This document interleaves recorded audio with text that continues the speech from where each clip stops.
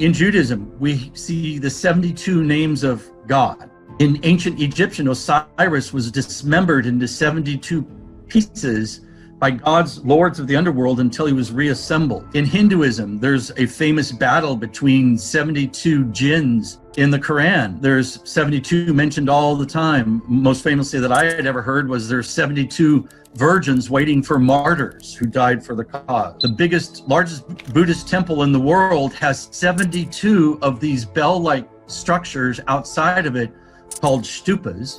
In Washington, in the dome, the Capitol dome, there's a painting called The Ascension of George Washington. And around George Washington in the middle, you see him, there's 13 angels representing the 13 original colonies, but framing this whole picture full of angels and all kinds of mythical beings are 72 stars. We're following a breadcrumb path of coincidence, and what could these coincidences be guiding us to? Here's a partial list of the 14-tone matrix. All these numbers total 9, but the numbers that are highlighted in white here, they were familiar in certain ways. If you look in the upper left corner, you will see 72. These 6 notes, D, E, F sharp, A sharp, and C sharp, were the ones that had the highest degree of what Joseph Campbell would call mathematically mythical numbers. And he kept seeing numbers like this in his research. And the number that he saw most in his studies was the number 432. Why are there 360 degrees in a circle? Everyone is familiar with a circle having 360 degrees, but to date, no one has known why there's 360 degrees. Circle is 360 degrees because of a math system called sexagesimal math. We are more comfortable with the idea of decimal math because that's base 10 math. Most of the world is now following base 10 math on the metric system, and math makes sense to us because we have 10 fingers and 10 toes, and it's very easy to do math. 10 times 10 is 100. 10 plus 5 is 15. It's very easy for us to process. We're thinking in terms of 6s or 60s. Doesn't seem so organic to us, but hopefully I'm going to show you that it actually is. But that's why a circle has 360 degrees. It is a function of 6 triangles with a 360 degree laid over it, and each one of those triangles at its core touching the middle is 60 degrees. 60 becomes, and that's what sexagesimal means, is base 60 math. Why do we measure time by 60? So even though we have to go back in time to find out where a 360 degree circle came from, we are using a lot of sexagesimal math today in our everyday lives. So we measure time by 60 seconds to a minute, 60 minutes to an hour. Sacred geometry is described as a function of circles, but if you really look at it in these little flower petals, just pick one of these flower petals for yourself, and you will see that arc that makes that flower petal is exactly 60 degrees. How did humanity arrive at the 60? Well, that became a function of 12. If you take 12 and multiply it 5 times is how you get 60. And this is a counting system that's still taught in India and other parts of the world to school children. But rather counting just each individual finger, you use one hand and your thumb becomes a pointer, and you have the pads or the knuckles of your 4 long fingers. So you have on the left 1, 2, 3, 4, 5, 6, 7, 8, 9, 10, 11, 12, you have 12 space holders on your long fingers of one hand. Once you reach that 12, you use your other hand, your right hand, to hold that position 5 times. So 12 times 1 is 12. And then when you get to 12 again on your left hand, you hold up your second finger. 12 plus 12 is 24. 24 plus 12 is 36. 36 plus 12 is 48. And 48 plus 12 is 60. Every 12 that you know of in your life, a dozen eggs, dozen donuts, 12 hours in a day, 12 saints, 12 disciples, 12 inches to a foot, came from this counting system. And all the 60s that we deal with on our daily basis, geometry of 360 degree circle, measuring time around us globally, measuring our planet the way scientists and boat captains and airplane pilots measure it, that 60 is all based on this counting system. Where did this counting system come from? We know exactly where it came from and when. Life 6,000 years ago looked something like this, a hunter-gatherer existence. People were not farming, they were just going where there was food to eat. They had to go where there was fresh water to drink. This is most life on the planet pre 6,000 years ago. But in one place, in one time on our planet, this showed up, a modern city. This is in Mesopotamia, in Sumeria, and you're looking at multi-story buildings. You're looking at the world's first pyramidal structure called the ziggurat, the world's first sailboat, the world's first written language, the world's first wheeled and axled vehicle, loomed wheat fabric, pottery wheel, plow, arch, things we use today. And this isn't, we're not talking about tweaking of technology.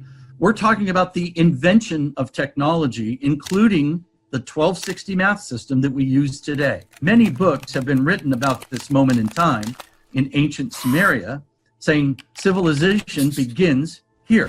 The modern human experience with written language, algebra, calculus, physics begins right here in this moment. And we can read their language. It's called cuneiform. There are libraries now that have cuneiform tablets, and we can read what they had to say. Where did you come up with all of this technology, language, and the math? They said, we did not. We were gifted this information by tall beings who came from the sky, out of vessels that came from the sky. Archaeologists want us to believe that these are just farmers celebrating the birth of agriculture, and they're carrying these little handbags. If you look at the far right guy or the far left guy, they're carrying these little pouches, and we have seen these tall bearded beings holding these pouches at all these crazy sites around the world that confound us as how they were built, and yet we see these types of beings with these little bags. So I began to imagine myself as being the interstellar visitor. We're not getting close to interstellar visitor, but look at what we've done in just over 100 years from when the Wright brothers created the first airplane. Within 70 years, we flew to the moon. Imagine where we might be if we're around another 1,000 years or 10,000 years, and what we can learn about our planetary neighbors. But we can look at other planets and we can see their orbits and their spin rates and what their atmospheres are made of if they have one. So I imagined I was the sky visitor that the Sumerian people were talking about, and our planet does some very specific things that would be observable from a distance. It has a spin rate, it's very specific. It has an orbit rate, 365 days a year. A day is one spin. 365 of those spins creates an orbit. But our planet does one other thing: it wobbles. These are non-arbitrary things. These are mechanical things that our planet does. Spins at a certain rate, orbits at a certain rate, and wobbles at a certain rate. Well, that wobble is the biggest gear. Imagine all those things as gears.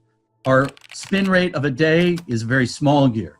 Our orbit circling around the sun is a larger gear. But the largest gear on our planet that it does is this wobble. It takes 25,920 years to complete one full wobble. And imagine like a top that is beginning to slow down, and instead of being perfectly straight up and down, it starts to wobble a bit. Now, this wobble is what created a thing called the precession of the equinox, and it's how we get our astrological ages. But that 25920 becomes a very significant number. Let's take that number, 25920.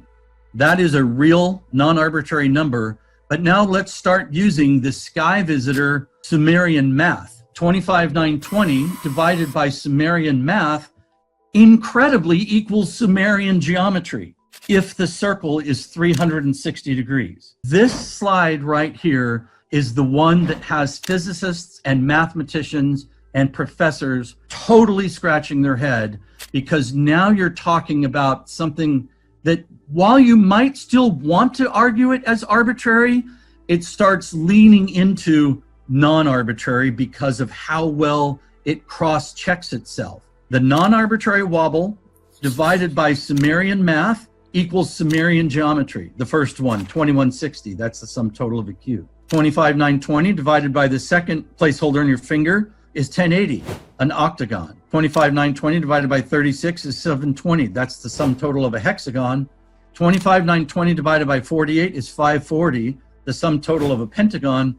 And then 25920 divided by 60 is 432, the mysterious number that Joseph Campbell found all over the world in these mythologies and temples and religious teachings. This is the mind-blowing slide. Where did the second come from? How did we get the formula for a second? Well, we take 12 hours of day times 60 seconds times 60 minutes. Look at the number that it produces, 432, with 2 zeros behind it. 12 hours of night and times 12 hours, or times 60 seconds times 60 minutes. Again, 43,200 seconds of night. Total seconds in a day, that was gifted to us, that formula by these Sumerians, 86,400. Well, if we use Sumerian miles, remember not metrics, but miles, royal units, our sun is 864,000, the same exact number. If we take 432 and double it, we get 864. Our sun's diameter in miles is a function of 864 with a bunch of zeros behind it, 864,000 miles across. Incredibly, our moon is exactly half of 432. This is where it gets really crazy. 432 times itself squared is 186,282 Sumerian miles per Sumerian seconds. The actual speed of light in miles per second is 186,624. We start asking ourselves, like, wow, here's a bunch of correlated information. Is there a message that's trying to be conveyed? There absolutely is. As we have found that geometry reveals harmonics, then if we live in a geometric universe, we also live in a harmonic universe. And here's 3 harmonic triads that are perfect. They all go la, la, la. Most beautiful forms of music. In fact, you could almost think we have been programmed to recognize these tones played together as a clue that we're receiving information that is correct or makes us feel good. Your ear is a Fibonacci spiral. It has Fibonacci architecture in it. Your brain, that seat of your soul, that antenna, as it's been imagined by many people, physicists included, is a Fibonacci spiral. What happens if we take Fibonacci harmonics, run them through your Fibonacci ear canal to access your Fibonacci receiver? That makes sense to me. And I think that's very possible. What all this is these are clues, these are breadcrumb clues to get us to the point of unlocking whatever this little tiny, it's no bigger than a grain of rice, but you put it under a magnifying glass and it looks like a pine cone. What is that thing doing dead center in our hemispherical brain? I mean, our brain is designed as 2 halves. This one little thing is dead center right here where people say the third eye is, just further back in our brain. What is it really doing? I think listening to Fibonacci harmonic sequences could serve to help open it up or unlock it or turn on the antenna. Let's look at the geometry of nature.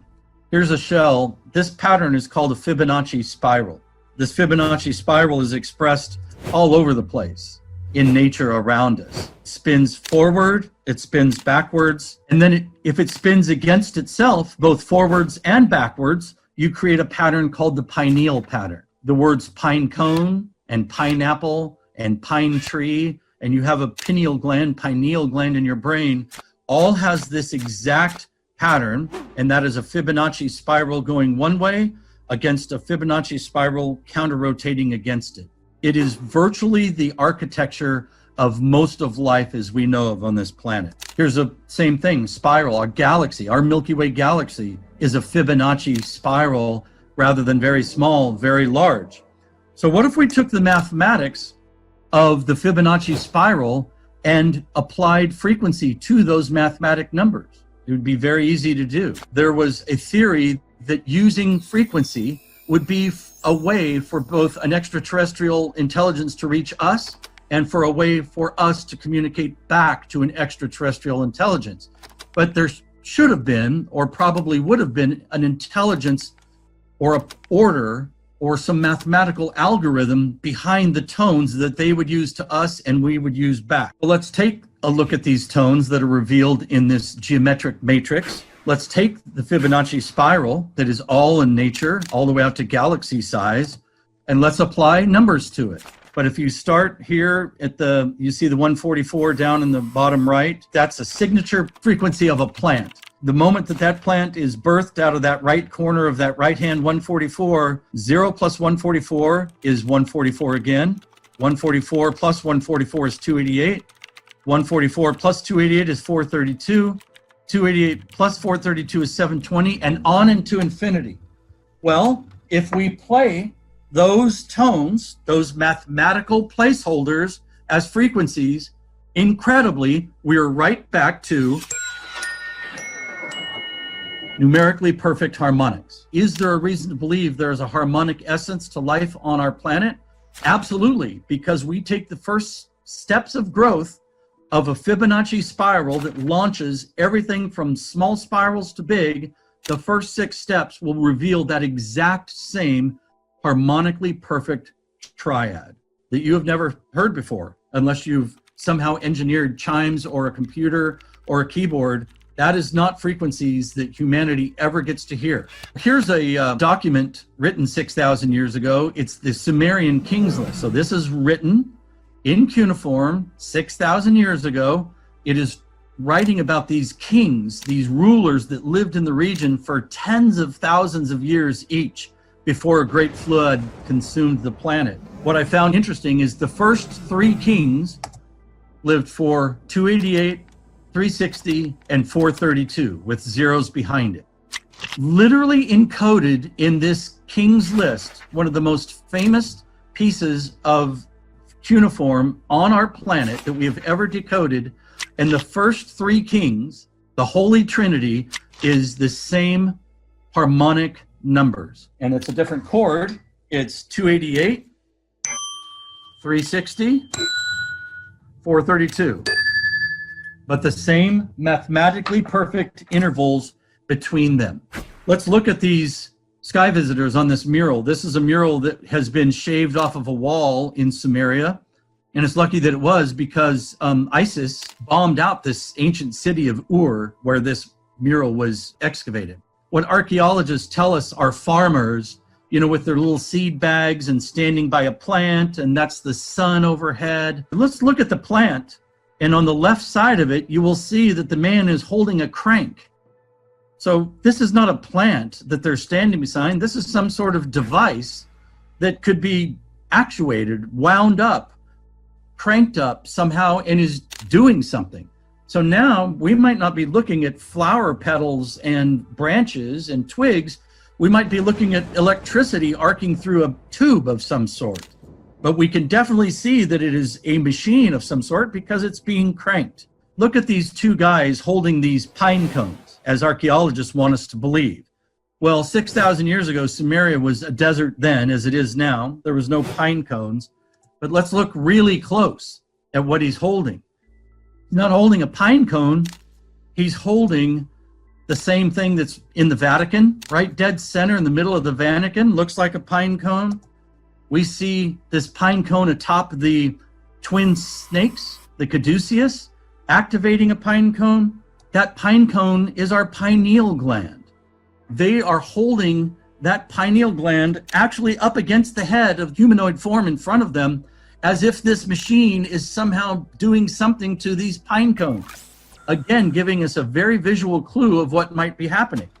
So the supposition is all this information, what could it be leading us to?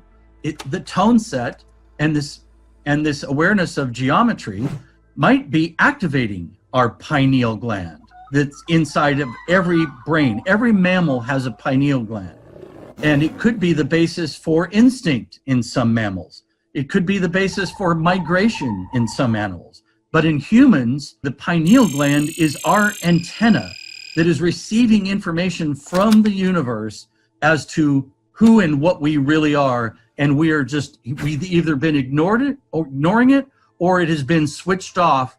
And we are in the process, these last 6,000 years, of trying to switch it on through the codes and the keys and the geometric riddles that were gifted to us. What happens when our pineal gland is activated? We become aware, we become conscious.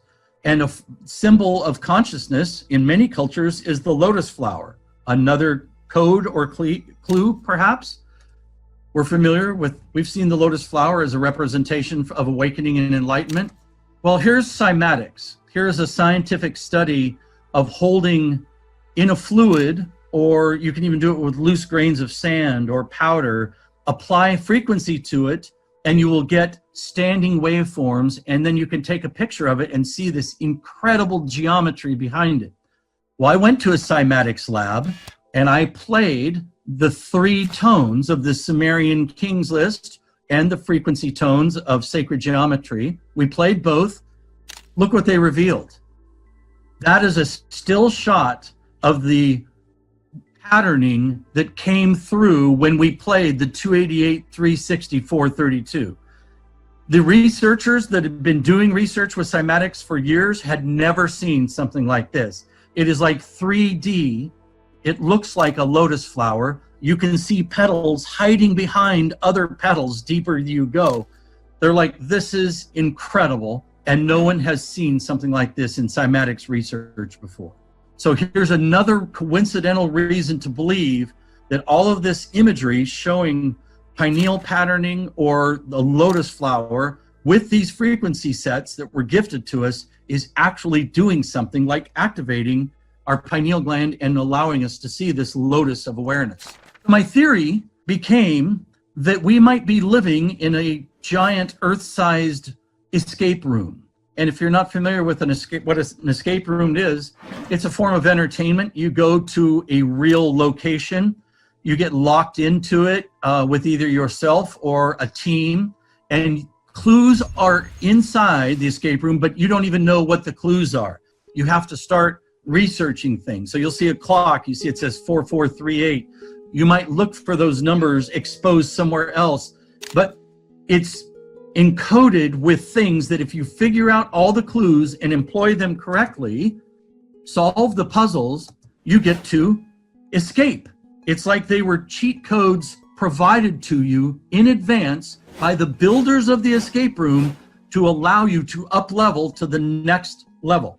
And what I think we could be living in what many astrophysicists believe in, we're living in a holographic existence, and that we might have been getting symbolic codes and keys and clues that will allow us to break through to the next level. That's what we're doing. And when we arrive together to this next level, we are going to see the geometry all around us. We are going to be consumed and understanding that we're existing in this geometric universe. And the payoff, we can't fully suppose or imagine what the payoff might be, but imagine that you are aware of the construct of reality, both in your physiological form, your brain, the nature around you, the energetic patterning of all life in all dimensions. If you are suddenly immersed in the awareness of what that is, don't you imagine that that would change the collective experience of us on this planet and our trajectory into the future? I think that this is trying to happen right now at the most critical moment, the escape room moment, where it's the best part of the story. Like in a hero's journey, it looks like we might not make it when we are so divided over our philosophies and our beliefs and our safety concerns and our government systems. It all looks like it's fragmenting and fraying at the edges and collapsing. That's at the very moment this information is coming through in so many ways to so many people. I think this is the most exciting time in human history to be on this planet, and that the payoff is something that we, living right now, may get to see of what we're doing.